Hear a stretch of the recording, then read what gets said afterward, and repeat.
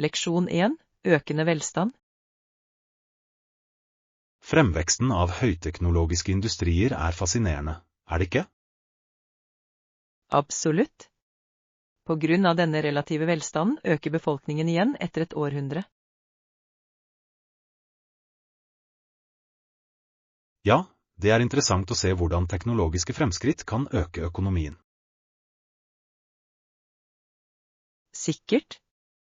Det skaper arbeidsplasser og tiltrekker seg mennesker med ulike bakgrunner. Nøyaktig.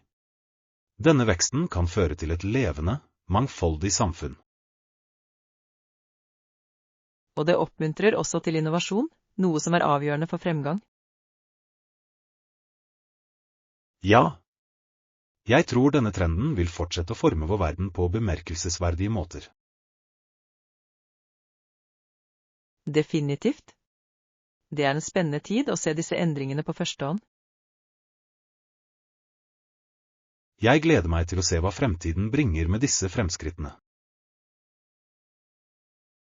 Leksjon 2. Eventyr i himmelen. Jeg hørte at du hadde den mest fantastiske flyturen nylig. Ja. Det var fantastisk, og jeg kunne ikke la være å tenke på å dele det med tvillingsøsteren min. Det er fantastisk. Hadde dere begge lignende opplevelser på flyreiser? Absolutt. Vi sammenlignet ofte våre eventyr og delte latter. Det høres ut som et spesielt bånd. Hva gjorde denne turen annerledes? Denne gangen var utsikten fra øven fantastisk. Jeg ville at den skulle se det også. Det er utrolig hvordan reiser kan utvide vår horisont, selv fra himmelen. Høyre. Det føltes som om vi rørte ved skyene, og jeg ville at den skulle føle den gleden. Jeg håper du får ta henne med på neste tur. Leksjon 3. Ferielys. Har du sett nabolagslysene i år? De er fantastiske. Ja. Det er utrolig hvordan huseiere konkurrerer om å lage de beste skjermene. Det bringer virkelig en festlig stemning til sesongen, ikke sant? Absolutt. Hvert hjem forteller en historie gjennom sine lys og dekorasjoner. Jeg elsker å gå gjennom gatene og beundre all kreativiteten. Det er også en flott tid for familier å komme sammen og feire. Definitivt. Gleden det bringer til samfunnet er hjertevarmende.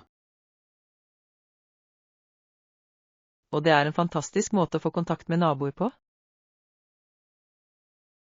Jeg gleder meg til å se hva alle finner på neste år. Leksjon 4. Føler seg tilkoblet.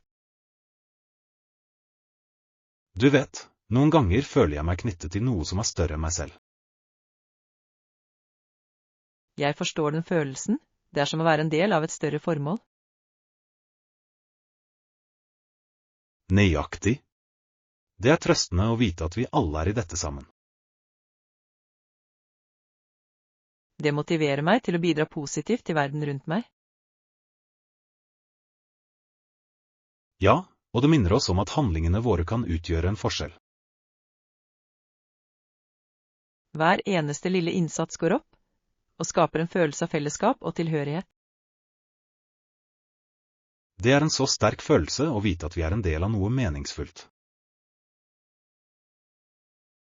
Jeg tror det gir næring til vårt ønske om å strebe etter bedre ting hver dag.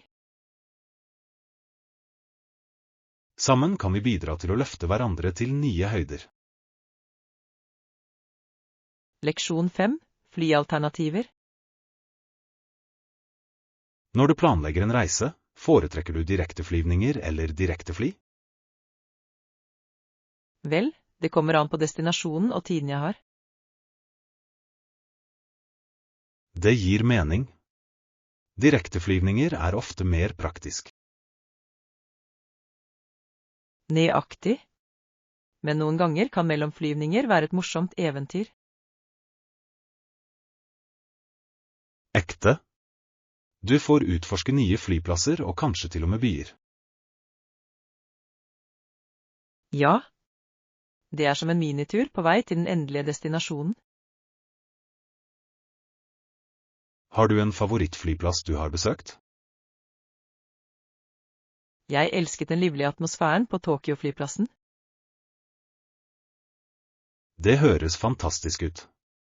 Flyplasser kan være ganske fascinerende steder. Leksjon 6. Eventyrlig matlaging. Hei, jeg føler meg eventyrlysten i dag. Vil du prøve en ny oppskrift sammen? Det høres veldig gøy ut.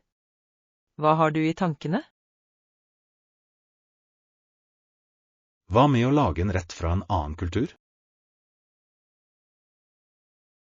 Jeg elsker den ideen. Det er en fin måte å utforske nye smaker på. Kanskje vi kan prøve å lage hjemmelaget sushi? Og jeg har alltid ønsket å lære å rulle sushi ordentlig. Perfekt. Vi kan samle alle ingrediensene. Jeg tar med risen og tangen. Kan du hente filetene? Avtale. Dette blir et spennende kulinarisk eventyr. Leksjon 7. Romopplegg. Jeg kan ordne det for deg. Hvor mange personer skal bo i hvert rom? Vi har en blanding av single og par, så det kan være litt vanskelig. Ingen grunn til bekymring. Jeg kan hjelpe deg med å finne det beste oppsettet. Takk. Det er viktig for alle å føle seg vel. Absolutt. Et godt arrangement kan utgjøre hele forskjellen. Synes du vi bør prioritere personvern eller nærhet? En balanse mellom begge ville fungere bra for en gruppe som dette. Flott idé. Jeg vil stole på din ekspertise på dette. La oss sørge for at alle trives. Leksjon 8. Innkjøp av dagligvarer. Skal du handle mat i dag? Ja, jeg må fylle på kjøleskapet mitt. Det er nesten tomt. Hva Jeg er det trenger viktigste du definitivt planlegger å få? Grønnsaker og litt snacks. Høres ut som en sunn handleliste. Har du en favorittmatbit? Jeg elsker yoghurt med granola. Det er perfekt for en rask frokost. Det er et godt valg. Jeg foretrekker nøtter til snacks. Begge er næringsrike alternativer. La oss sørge for å ta dem. Jeg blir med deg. Det er alltid morsommere å handle sammen. Leksjon 9. Uheldig dag. Tror du virkelig i dag er en uheldig dag? Jeg tror det er akkurat som alle andre dager, ærlig talt. Det er et forfriskende perspektiv. Hvorfor tror du det? Vel, flaks er det vi gjør ut av våre erfaringer, ikke sant? Nøyaktig. Hver dag har sine oppturer og nedturer. Og å fokusere på det negative bringer oss bare lenger ned. Ja. Det er bedre å finne sølvet i alle situasjoner. Jeg er helt enig. La oss gjøre dagen til en god en uansett. Absolutt. Positivitet kan snu en hver dag. Leksjon 10. Musikalske minner. Jeg husker tekstene til sangene jeg elsker. Det er en så morsom utfordring. Det er imponerende. Søsteren min og jeg samles noen ganger for å synge. Det høres ut som en fin måte å knytte bånd på. Har du en favorittsang? Vi liker begge klassisk rock, spesielt hitene fra 70-tallet. Hyggelig. Det er noe tidløst med de sangene, ikke sant? Absolutt. De bringer tilbake så mange minner fra gode tider. Musikk har en måte å koble oss til tidligere erfaringer. Nøyaktig. Det er som et lydspor til livene våre.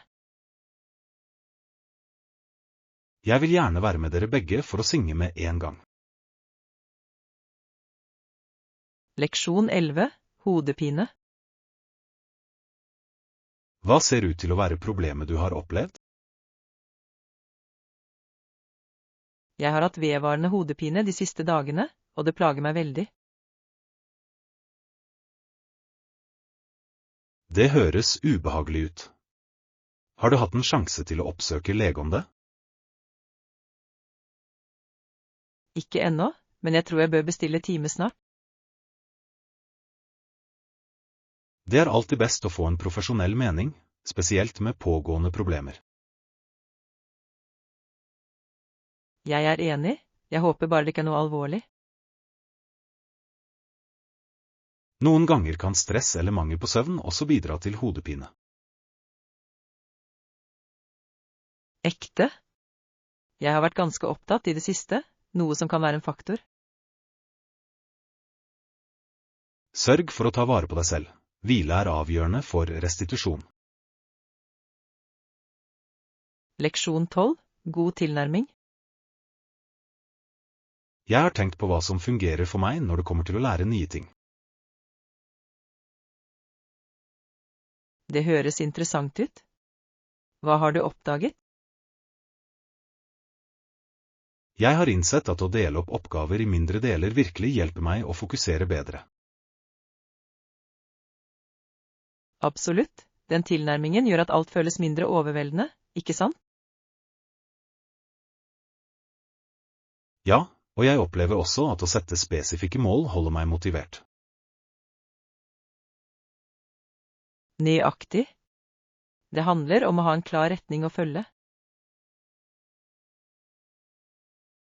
Har du noen strategier som fungerer bra for deg? Jeg elsker å bruke visuelle hjelpemidler, som tankekart, for å organisere tankene mine. Det er en god idé. Visuals kan gjøre kompleks informasjon mye enklere å forstå. Leksjon 13, boardinggate. Vet du hvor ombordstigningsporten er? Ja, det er i 3. etasje, like forbi matretten. Stor. Jeg blir fort ferdig, så jeg kan dra dit. Du bør ha nok tid, men det er alltid godt å være tidlig ute. Absolutt. Jeg hater stresset med å stresse i siste liten. Samme her. Det er hyggelig å komme og slappe av litt før flyturen. Jeg er enig. Kanskje jeg tar en matbit til reisen også. Det er en smart idé. Trygge reiser, og nyt flyturen. Takk. Jeg skal ha det i bakhodet. Leksjon 14, møteinvitasjon. Jeg synes vi bør ha en diskusjon der alle kan delta og dele sine ideer. Stor. På den måten føler alle seg inkludert, og vi kan samle ulike meninger. Nøyaktig. Jeg sender snart ut en møteinvitasjon til alle. Perfekt. Jeg gleder meg til å se hva alle har å bidra med. Det skal være interessant å høre ulike perspektiver på temaet. Ja, samarbeid fører ofte til de beste resultatene.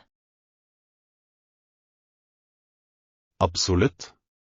La oss sørge for at alle føler seg komfortable med å dele tankene sine.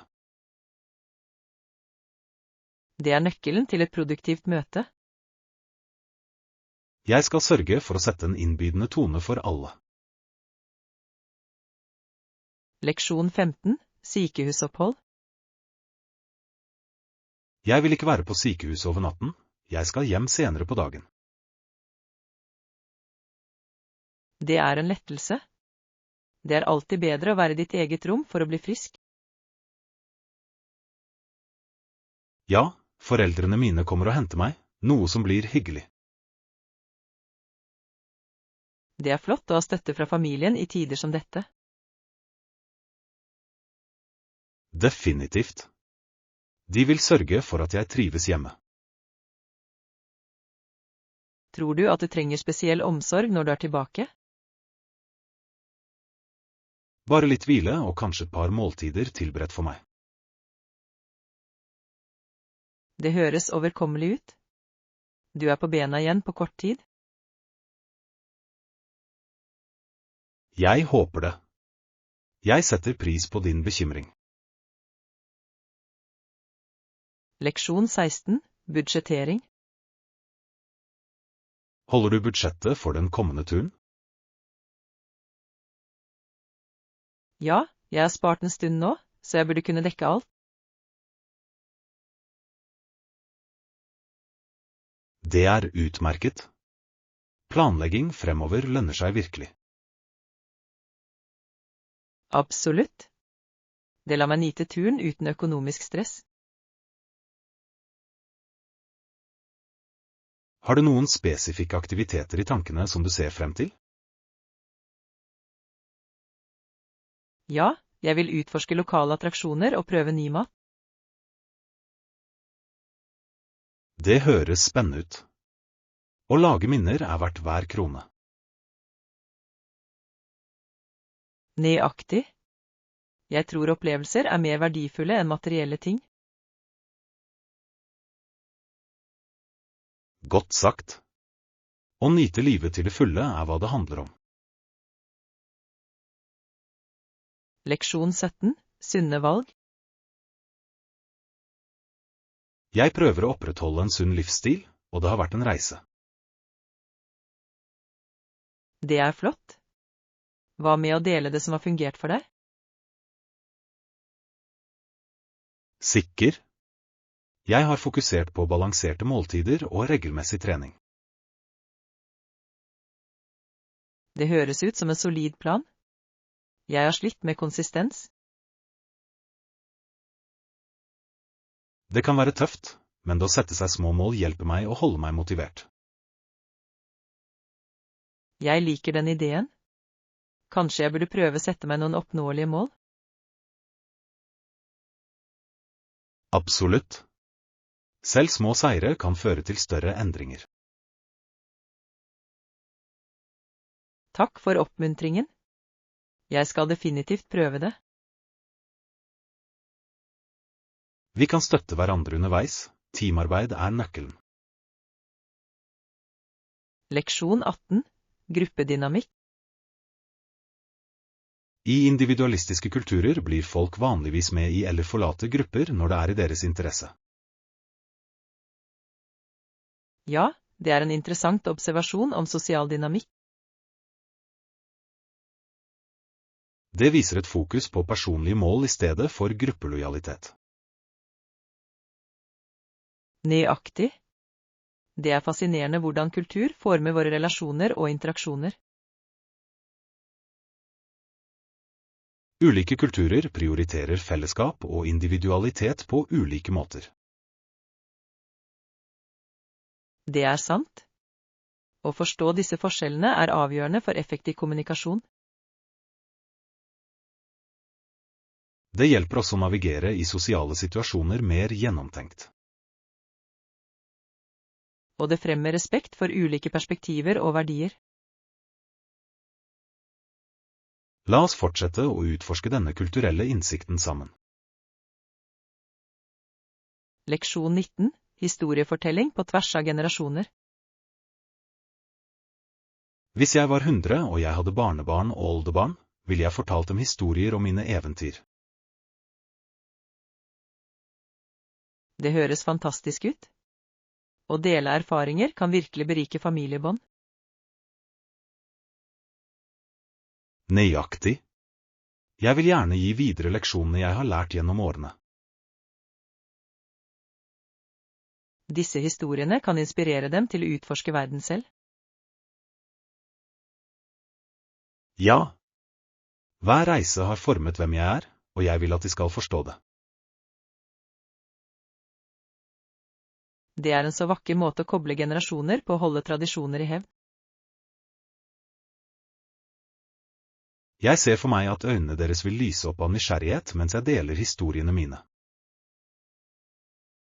Absolutt.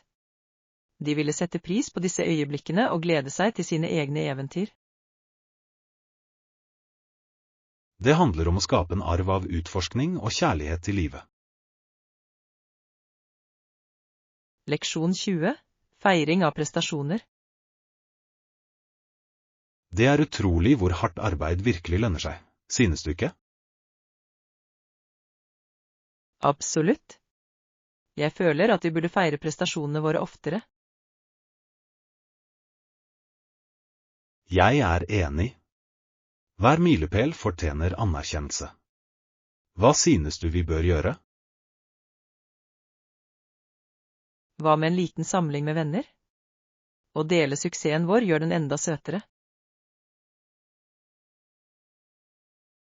Det høres perfekt ut. En skål for vårt harde arbeid og reisen vi har vært på. Ja.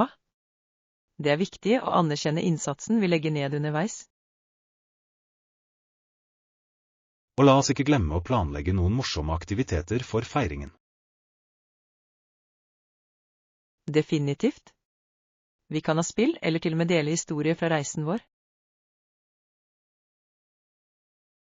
Jeg elsker den ideen. Det ville vært flott å reflektere over hvor langt vi har kommet. Leksjon 21. Velge størrelser. Når det gjelder å velge størrelser, hvilken foretrekker du?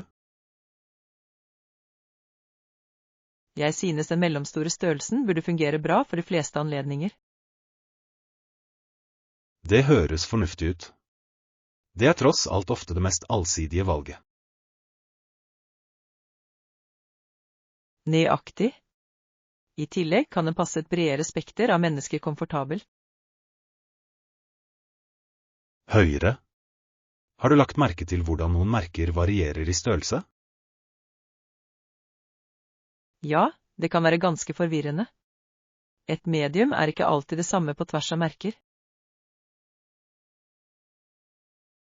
Sant, men det er derfor det er så viktig å prøve ting. Absolutt. Det er den beste måten å finne den perfekte passformen for deg. Og det bidrar til å unngå problemer med returer senere. Leksjon 22. Trinidad, Island. Visste du at en annen viktig engelsktalende karibisk øy er Trinidad? Ja. Det ligger like nord for Sør-Amerika, ikke sant? Det er riktig.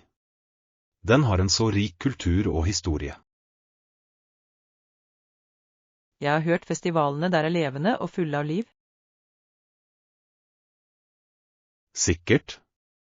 Karnevalet i Trinidad er verdenskjent for sin energi og kreativitet. Jeg kan bare forestille meg hvor vakkert det må være å oppleve det førstehånds. Du vil elske det. Musikken, dansen og kostymene er alle fantastiske. Absolutt på reisebøttelisten min. Hva annet er spesielt med Trinidad? Maten er også utrolig, med en blanding av ulike kulturelle påvirkninger. Leksjon 23. Jazzmusikk. Er du en fan av jazzmusikk? Definitivt. Jeg elsker hvordan det har utviklet seg gjennom årene. På 1960-tallet begynte noen jazzmusikere å eksperimentere med forskjellige stiler. Ja. Det er fascinerende hvordan de blander tradisjonell jazz med moderne elementer. Nøyaktig. Noen foretrekker de eldre variantene, mens andre omfavner de nye. Det er som en samtale mellom generasjoner av musikere. Det er en fin måte å si det på. Hver epoke har sin egen unike lyd. Og det holder sjangeren frisk og spennende for nye lyttere. Jeg tror det er det som gjør jazz så tidløs. Leksjon 24. Foreta lokale anrop. Har du sjekket de nye telefonabonnementene? Ja, jeg la merke til at de tilbyr bedre priser for lokale samtaler. Det er fantastisk. Det gjør kommunikasjon så mye rimeligere. Nøyaktig. Jeg tror det er viktig å holde kontakten med venner og familie. Absolutt. Lavere kostnader betyr at vi kan snakke oftere uten å bekymre oss. Det er en vinn-vinn-situasjon for alle involverte. I tillegg oppmuntrer det folk til å nå ut og holde kontakten. Ja. Jo rimeligere det er, jo mer sannsynlig er det at vi ringer. Jeg er glad for å se selskaper som innser behovet for bedre planer. Leksjon 25. Teammøter. Har du prøvd å planlegge vanlige teammøter? Ja, vi har ukentlige møter for å ta opp pågående prosjekter. Det er et smart trekk. Det holder alle på samme side. Nøyaktig. Kommunikasjon er nøkkelen til en vellykket teamdynamikk. Jeg er enig. Det lar oss dele oppdateringer og diskutere utfordringer. I tillegg fremmer det samarbeid og idédeling mellom teammedlemmer. Sikkert. Vi kommer ofte med innovative løsninger under disse møtene. Det er flott å se alles innspill verdsatt og vurdert. Og det bygger en sterkere følelse av fellesskap i teamet. Leksjon 26. Toalettsaker. Selvfølgelig kan jeg ordne det for deg. Hvilke toalettsaker spesifikt? Jeg trenger det essensielle som shampoo, balsam og kroppsvask. Skjønner det. De er must-have for enhver tur. Ja. Jeg vil også sørge for at jeg har en god fuktighetskrem. Det er et klokt valg. Å holde huden hydrert er viktig. Nøyaktig. Jeg tåler ikke å føle meg tørr, spesielt når jeg reiser. Og trenger du noen spesifikke merker eller produkter? Jeg foretrekker naturlige produkter når det er mulig. Stor. Jeg skal sørge for å finne de som passer dine preferanser. Leksjon 27. Kjøkkenmaskiner. Har vi isbiter i frysen? Ja, det er mye. Vi burde være gode for drinker i kveld. Perfekt. Og vi har også en brødrister på kjøkkenet, ikke sant? Ja, det gjør vi. Det er en livredder for raske frokoster. Absolutt. Du legger brødet i brødristen, og det blir gyllenbrunt. Det er så tilfredsstillende å høre den poppende lyden når den er ferdig. Jeg er enig. Og det passer perfekt med smør eller syltetøy. Nøyaktig. Enkle gleder gjør morgenrutinen hyggelig. Jeg elsker å starte dagen med en god frokost. Leksjon 28. Besøke ruiner. Hvilke ruiner besøkte du på din siste tur?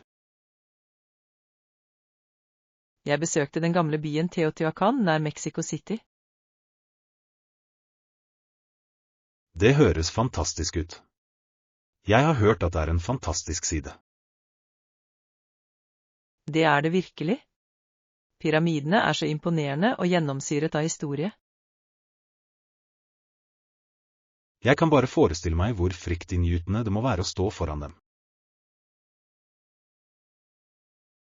Absolutt. Å gå gjennom de gamle gatene føltes surrealistisk. Lærte du mye om kulturen mens du var der? Ja. Den gødede turen var utrolig informativ og engasjerende.